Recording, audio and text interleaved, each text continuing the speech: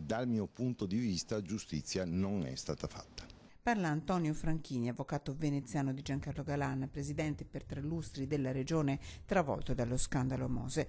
Un anno fa la richiesta della procura lagunare, il 22 luglio per lui si aprono le porte del carcere di Opera a Milano dopo un tesissimo voto alla Camera.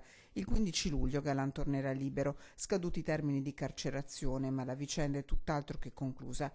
12 mesi che hanno cambiato il Veneto con i 35 arresti scattati all'alba del 4 giugno e una raffica di denunce. Avendo trattato personalmente Tangentopoli 20 anni fa, potrei dire che la gran parte delle caratteristiche è simile, per non dire uguale.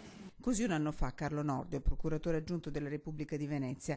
Quel mercoledì in carcere finiscono l'ex assessore regionale ai trasporti Renato Chisso, il consigliere regionale PD Giampiero Marchese, ex magistrati LEACO, un generale della Guardia di Finanza. Agli arresti domiciliari nel suo palazzo affacciato sul Canal Grande anche il sindaco di Venezia Giorgio Orsoni.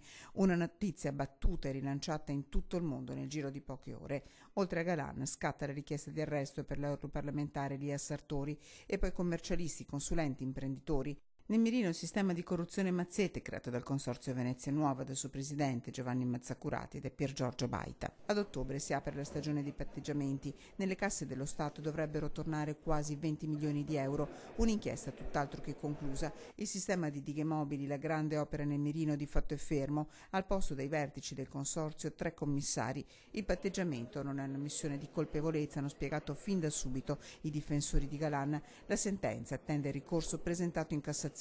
La giustizia, secondo Franchini, aspetta. Quello che resta, a distanza di un anno nei difensori, ma credo anche nello stesso Galan, è un senso di amarezza e di incompletezza.